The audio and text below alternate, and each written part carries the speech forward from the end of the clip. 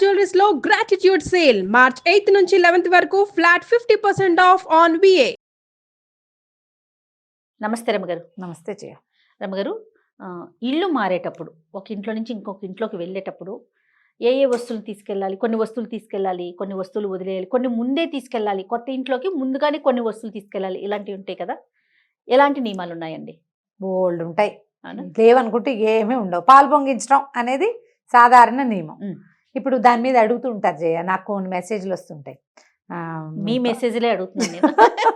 నా ప్రశ్న కాదు, మీ ప్రేక్షకుల ప్రశ్న. అదే, మేము ఇల్లు మారుతున్నాము, ఈ రోజున మారచ్చా, మా ఆయన పేరు మీద చూడాలా, నా పేరు మీద చూడాలా, అబ్బాయి పేరు మీద చూడాలా, మంచి రోజు ఎలా చూసుకోవాలి, ఇప్పుడు ఇది ఆషాఢంలో ఇల్లు మారచ్చా, అబ్బో బోల్డ్ అన్ని ప్రశ్నలు. ఆషాఢంలో ఎందుకు మారకూడదు ఇల్లు మారటానికి ఏమిటి? ఇది శూన్యమాసం కదా, ఇల్లు మారచ్చా? ఇల్లు మారాలి, ఇంటి ఓనర్ ఒప్పుకోలేదు, ఏం చేస్తాం? సొంత ఇంటి వ్యవహారం అనుకో, ఇప్పుడు దాని మీద కొన్ని కొన్ని భయాలు ఉంటాయి. అద్దె ఇల్లు ఏముంది, కొద్ది రోజులుండి మనం ఇల్లు మారిపోతాం.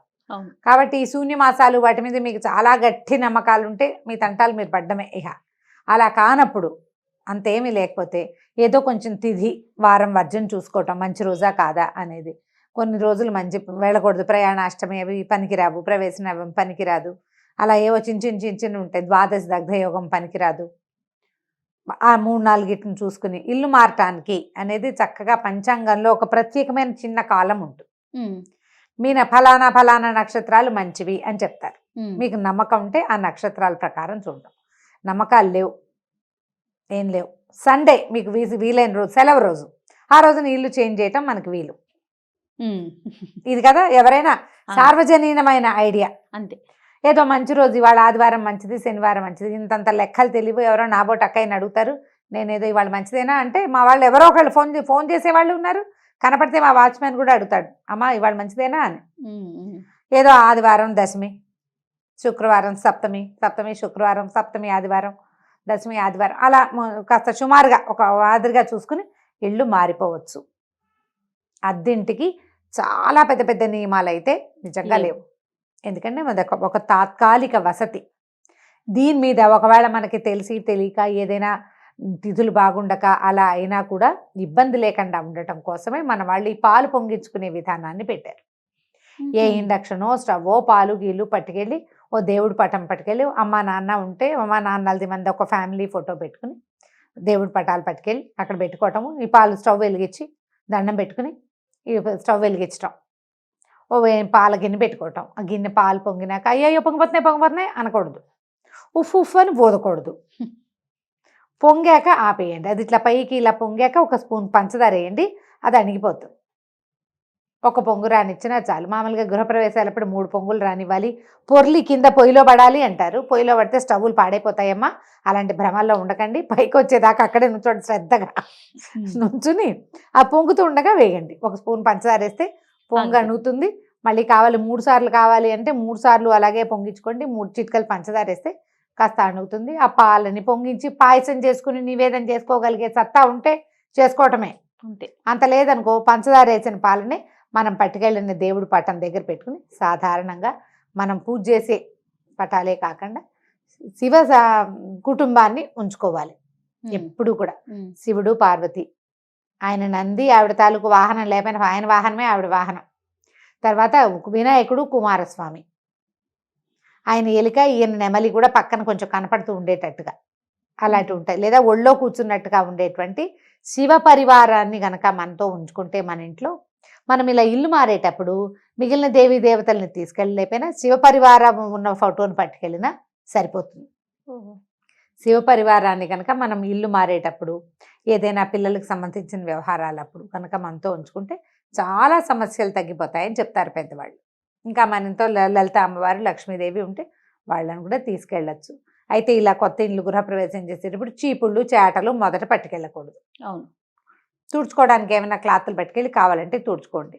ఆ గట్టు మీద నీళ్ళు జల్లి శుభ్రంగా తుడిచేసి, నీళ్ళు జల్లిలో బట్ట పెట్టి తుడిచి, ఓ చాక్ పీస్ పట్టుకెళ్తే దాంతో ముగ్గేసి, లేదా ఓ కాస్త ముగ్గు పిండి పట్టుకెళ్తే దాంతో ఓ ముగ్గేసుకుని దాని మీద స్టవ్ పెట్టుకుని ఉప్పు తీసుకెళ్ళరు. పాలు, పంచదార అవి తీసుకెళ్తారు.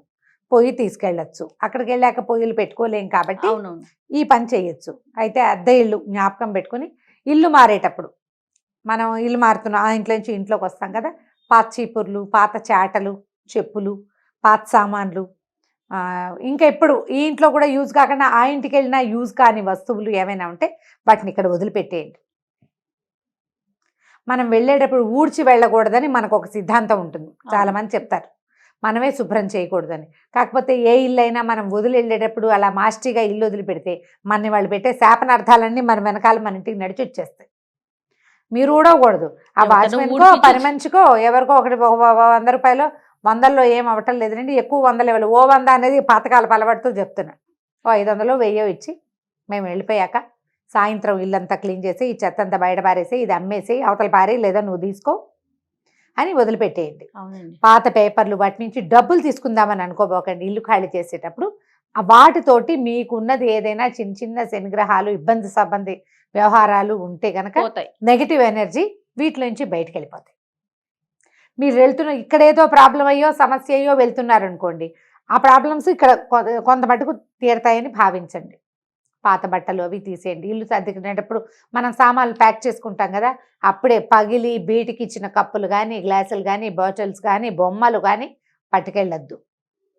యూజ్ అండ్ త్రో డబ్బాలు ఉంటాయి, మనం ఆల్రెడీ హోటల్స్ నుంచి వచ్చేవన్నీ దాచిపెట్టుకున్నాం, మొత్తం దిబ్బల కొట్టండి వాటిని. అక్కడికి మళ్ళీకి వస్తాయి. మనకి ప్లాస్టిక్ సామాన్లకి ఏమీ కొదవలేదమ్మా, బాగా చెప్పారు. వాటిని బయట పారేయండి. ఇల్లు చేసేటప్పుడు సాధ్యమైనంత వాటిని రానివ్వకుండా చేస్తే మరీ మంచిది. రానియకుండా చేయలేము, కనీసం వారేయండి, ఓ పక్కన వారేయండి, ఎవరో ఒకళ్ళు వాడుకుంటారు, మనం పట్టుకెళ్ళొద్దు. చీపుళ్ళు గీపుళ్ళు పట్టుకెళ్ళబోకండి. అయితే రోళ్ళు రోకళ్ళు వదిలిపెట్టబోకండి. రోలు మన ఇంటికి శ్రీ మహాలక్ష్మి. సాన్ ఒకటి రోల్ ఒకటి వదలకూడదని అస్సలు వదలకూడదు. సానాలు వదిలిపెట్టకూడదు, రోలు వదిలిపెట్టకూడదు. మన రోలు రోకలి, చిన్న దంచేది, కుంకుడుకాయలు కొట్టుకునే రాళ్ళు, గంగానమ్మలు, అవునండి, అవి మనతో పాటు పట్టుకెళ్ళిపోవాలి. ఇవి మనతో పాటే ఉండాలి. మనకి నిత్యం సామాన్లు కదా, మనం వాడుకోము. పోనీ నువ్వు వాడుకోమనుకో, ఇది ఎందుకు ఇది నాకు అంటే ఎవరికైనా ఇచ్చి పాత ఇంట్లో చెత్తతో పాటు వదిలిపెట్టి వెళ్ళకండి, లక్ష్మిని వదిలిపెట్టినట్టు ఇచ్చేయండి ఎవరికైనా. మేము వాడుకోవట్లేదు ఆంటీ మీకు కావాలా అని పక్కింటి ఆంటీ నాబోటి వాళ్ళు ఎవరైనా ఉంటే రోడ్లో ఒకలి ఇచ్చేసేయండి. పని మనిషి దానికి ఆసక్తిగా ఉంది, అమ్మాయికి ఇచ్చేయండి. వాచ్మెన్కి ఆసక్తిగా ఉంది, ఇచ్చేసేయండి. ఫ్రెండ్స్ ఎవరికైనా వాళ్ళకి, కొంతమందికి దంచే సరదా ఉంటుంది, నాకు భయంకరమైన దంచే సరదా చేయ, నాకు చాలా ఇష్టం. పచ్చడి బండి ఇష్టమా? పచ్చడి బండ, రోలు అవి ఉంటే అవి నేను అసలు ఎక్కడైనా రోడ్డు మీద కనిపిస్తే నేను వాటికేసే చూస్తూ ఉంటాను. మా వారు స్పీడ్గా లాగేస్తారు కార్, మళ్ళీ కొందామంటానని. ఎన్ని కొనుక్కుంటారు? ఎన్ని రోజులైనా ఇష్టమేనా? నాకు కొన్ని వస్తువులు ఇష్టం అంతే చేయ. ఎంత ముద్దుగా ఉందో రోలు, ఒక ఇంటికి ఒక రోల్ చాలు. చాలా అయితే ఏమిటి, చూడ్డానికి ఏమిటి, చూడ్డానికి నున్నగా ఉంటాయి రోళ్ళు, బాగుంటాయి చక్కగా. అదే దంచేవి 2-3 రకాలు ఉన్నాయి నా దగ్గర, చూసుకుని ఆనందించుకోవడం కొంచెం ఇష్టంగా ఉంటుంది. ఒక్కొక్కరికి ఒక్కొక్కటి ఉంటుంది. ఈసారి నేను చెన్నై వెళ్ళినప్పుడు మీకు ఇంకొక రోల్ తెచ్చిస్తాను. నున్నగా ఉండాలి, అవి చేయలేరా? ఆ పనులు రావు, అవి అలవాటు ఉండాలి కదా, ప్రాక్టీస్ ఉండాలి. అంటే చూడడానికి దాని మీద సరదా లేదా? నాకు రోలే సరదా. అంటే చిన్నప్పటి నుంచి వీటిని చూడటం వల్ల నాకు నున్నగా ఉన్న రోల్ చూస్తే ఆ ఇంటి వాళ్ళ పనితనం మీద ముచ్చటగా ఉంటుంది. నీకు అర్థమైందా? నువ్వు ఇందాక నుంచి నాకు పాయింట్ కాలేదు, నాకు తెలియలా. నీకు ఒక ఇంట్లో రోలు నున్నగా ఉందంటే వాళ్ళు రోజు వాడుతున్నారని అర్థం. వాళ్ళు పనిమంతులు, చక్కగా మిక్సీలు అలాంటివి వాడకుండా రోజు దీంట్లో పని చేస్తున్నారు. వాళ్ళు ఎంత హెల్దీగా ఉంటారు. ఎన్ని పాయింట్లు ఉన్నాయి దాంట్లో. సూపర్, బాగుంటాయి సరదాగా. మీరు ఇలాంటివి చేయబోకండి. ఎక్కడికైనా ఇంటికి వెళ్ళేటప్పుడు ముందే ఎక్కడెక్కడ మేకులు కొట్టుకోవచ్చు, ఏ వస్తువు ఎక్కడ పెట్టాలి అని ఒక అవగాహనతోటి తీసుకోండి ఇల్లు. ఏదో ఒకటి మారిపోయి తర్వాత మన దగ్గర ఉన్న సామాన్లు ఎక్కడా ఫిట్ కాక మళ్ళీ మారే ఇది కాకుండా మన కరెక్ట్గా మన దగ్గర ఉన్న వస్తువులకి వేటికి కరెక్ట్ ప్లేస్లు, వాటికి సరిపడా ప్లగ్ పాయింట్లు ఉన్నాయా లేదా. తర్వాత కొన్ని వాస్తుపరమైన నమ్మకాలు కూడా ఉంటాయండి. వన్స్ వెళ్ళిపోయిన తర్వాత ఒక 2-3 రోజుల్లోనే మళ్ళీ బాధ వస్తుంది. అయ్యో తప్పుగా చూసుకున్నామా, మళ్ళీ కరెక్ట్ గా చూసుకోలేదని. అవన్నీ కూడా ముందే చూసుకుంటే అద్దె తీసుకునేటప్పుడే ఇల్లు కొంచెం ఆలోచించుకుని ఇక్కడ ఈ వస్తువులు ఫిట్ అవుతాయి, ఇక్కడ ప్లగ్ పాయింట్లు కావాలి, ఇక్కడ వాస్తు సరిగా లేదు, ఈ పాయింట్ మనకి సెట్ కాదు, ఈ దిక్కు నాకు సూట్ అవుతుందా అవదా. నాకు అంటే ఆడవాళ్ళకి అనుకోద్దమ్మా, ఎప్పుడు కూడా యజమాని భర్త, హస్బెండ్, ఒకవేళ మీరే ఎర్నింగ్ పర్సన్ అయినప్పటికీ కూడా ఇంటి పేరుది అతనిదే గోత్రం, అతనిదే ఇంటి పేరు నడుస్తుంది కాబట్టి భర్తలకే చూసుకోవాలి. దీని మీద ఎటువంటి వాదోపవాదాలకి తావులేదు. ఇది తప్పదు, అంతే, ఇది తప్పదు. సో ఇలా చూసుకొని పిల్లలకి వేరే వాస్తు, మీకు వేరే వాస్తు ఉండదు. ఒకవేళ అక్కడ ఆ ఇంట్లోకి వెళ్ళాక పిల్లలకి ఏదైనా ప్రాబ్లమ్స్ అయినాయని మీకు అనిపిస్తే కనుక ఇంట్లో ఏమైనా గ్రీన్ ఎక్కడ ఏ కార్నర్ బాగుండలేదు అనిపిస్తే అక్కడ ఆకుపచ్చటి మొక్కలు ఏమైనా పెంచుకోండి.